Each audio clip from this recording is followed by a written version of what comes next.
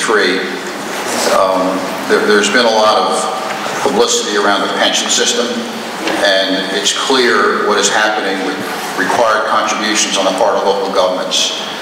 In your case, your pension contribution to the public employees retirement system now, that's what I'm referring to on page 63, has gone up in 2 years 38%.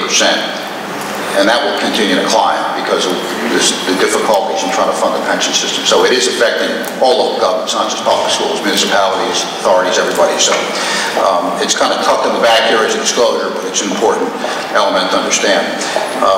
Last thing I'll point out for you is starting on page 67. This will give you, at the object level, a real detailed view of your entire year capsule on really one statement. So this is really the summary of all your general fund revenues and expenditures, and basically will show you your original budget, the summation of all your transfers throughout the fiscal year, your final budget, and how that laid against your actual. So this is really a good analysis for the board to understand really how you performed fiscally for the year as far as how the revenues were realized and the expenditures where they were expended. And then lastly, in the way back is I know some board members like to know debt capacity, and that's on page 123, which shows that the borrowing power of the school district is still pretty substantial despite your modest debt. You still have $194 million of debt capacity given where the ratables are, so still plenty of room in there. So your bonded debt is quite well within that threshold. And then lastly, the single audit section in the back, which is the results of what I referenced, the compliance audit. There were no findings this year, and that's all the required opinions we must issue under governmental auditing standards and Single Audit Act requirements. And this gives you a pretty nice detail of all your federal and state award programs and where those fell into the various funds. So with that, I'll turn it over to Kathy, who will kind of run through the rest of the required communications. Kathy. If you'll jump back to the audit results booklet, I want to walk you through some of the required communications. In section 3, which starts on page 7 of the audit results,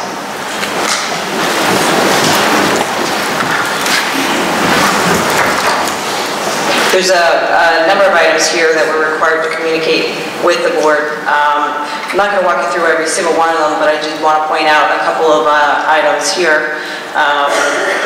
What our responsibility is, our engagement letter set forth our responsibility as the auditors. I wanted to jump down to audit adjustments and findings and just note that we proposed no material adjustments in the district. As Cindy mentioned earlier, there were a few findings last year, but there are no findings this year. A corrective action plan was put in place. We tested that, and there were no findings this year with the testing. Just to go through, as far as disagreements with management, there were no disagreements.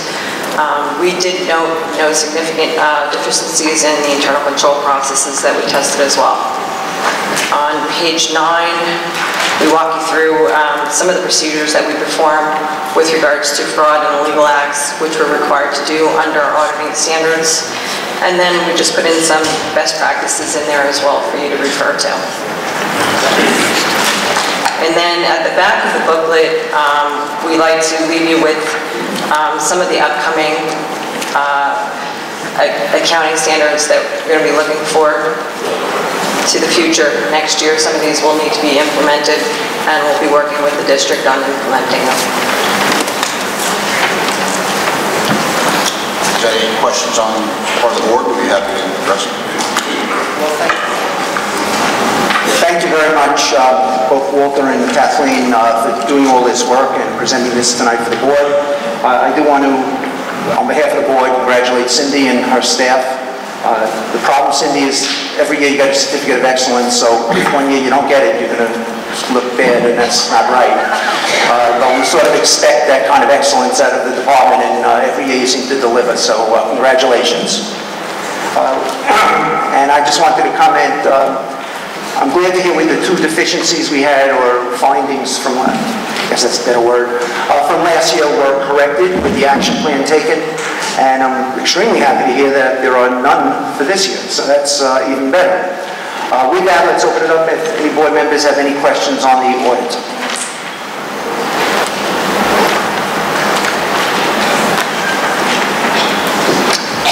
terrific. Shows you when you do a great job, there are no questions. We thank you both for coming tonight. Thank you for the hard work. And we do appreciate the audit. If anything does come up and board members have questions, we certainly know how to reach you. And again, thank you guys. You always do a great job. We appreciate it.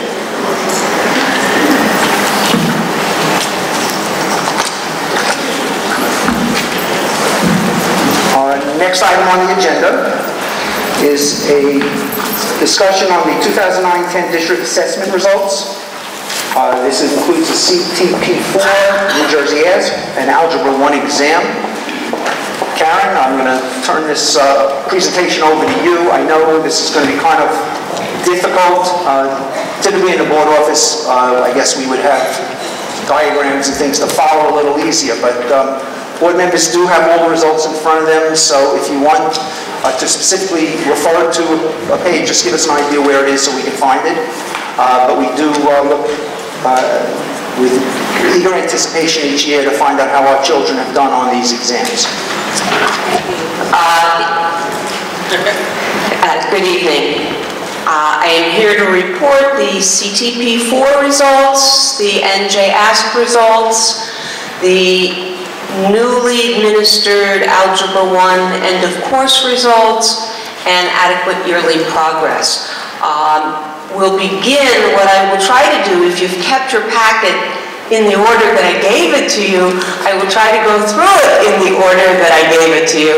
Otherwise, I'll try to help you get to where we need to be. We're going to begin with the packet that is titled the CTP4 results.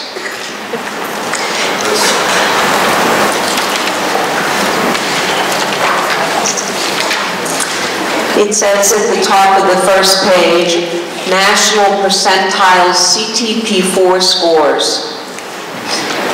You would be reading it this way.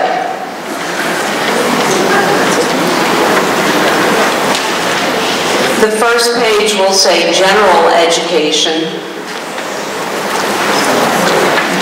The second page will say Special Education. And the third page will say Limited English. That would be basically the first packet. They're stapled together for you.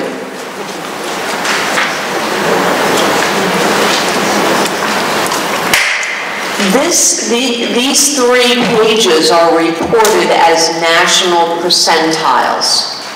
National percentiles is a standard norming practice that all standardized tests use. If you take the cover sheet off, you'll find the test results underneath.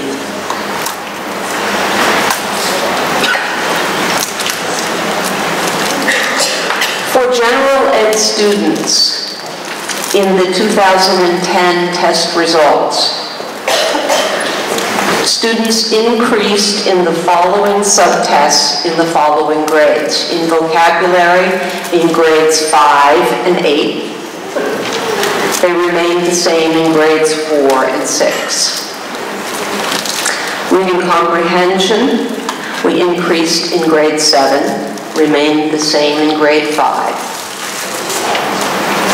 Mathematics, we increased in grades 4 and 5, and remained the same in grades 3 and 7.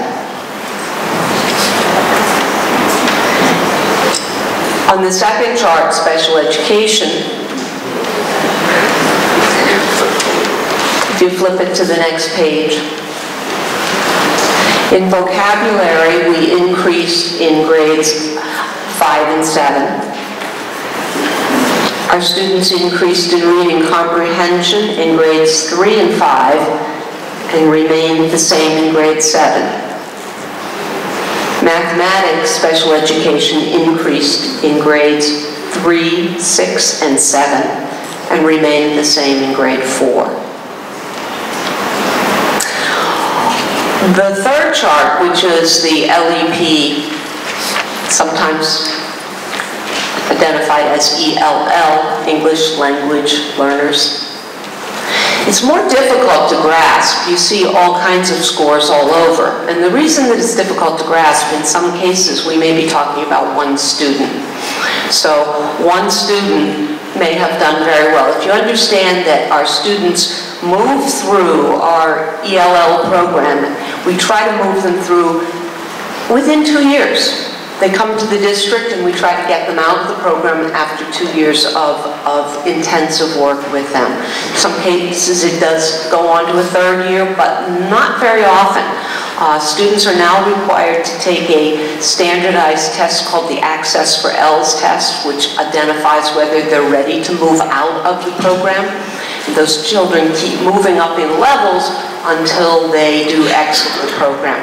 So, as I said, it's difficult to grasp. You're looking at scores here, but you can't really tell from this. It might be 1 student, it might be 2 students. But for the most part, our students performing in the ELL program are performing where you would expect them. In terms of mathematics, they often do very well. In terms of reading comprehension, that would be the area that they're going to struggle until they grasp the language as well as they need to. Karen? Yes? Karen, if board members at the end of a packet, instead of waiting till the very end, if you do have a question about that particular packet, just raise your hand to be recognized. I guess we can move on. Oh wait, there is a hand. Bonnie, sir?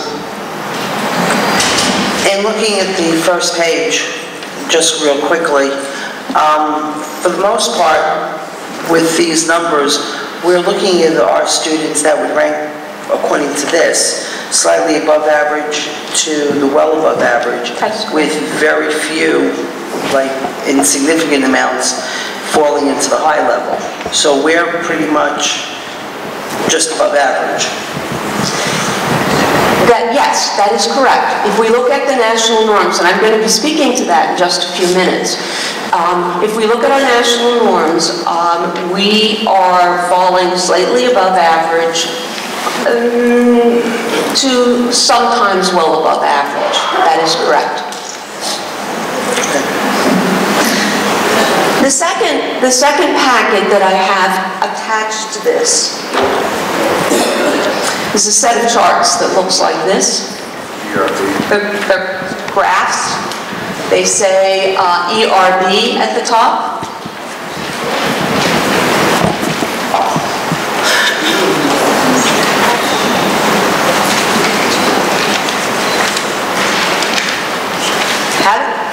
What you're looking at, if you're looking at the very first one, it says grade 3. And let me sort of give you an idea of what you're seeing here. You're seeing the chart of our student scores as we compare to 2 other cohorts. One cohort are suburban districts like us, and the other cohort are independent schools. Now, when we're talking about independent schools, we're talking about Choate, we're talking about Ranney, we're talking about schools all over the country that are significant in their achievement. The dotted line, the little dotted line, are our, make sure I do this correctly, are the suburban scores, the suburban cohort, the single dotted line. The dash line are our students, and the dash line are the independent schools.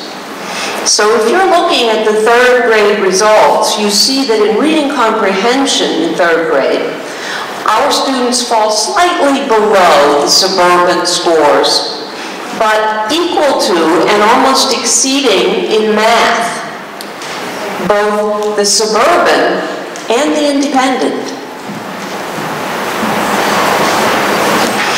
If you look at the next page, which would be grade 4, you have to disregard the fact that you see a couple of verbal reasonings and quantitative reasonings. Those are students who mistakenly had bubbled in some areas on the answer sheet, and even though we erase them, the scanner reads it. So those are not scores, that just happens.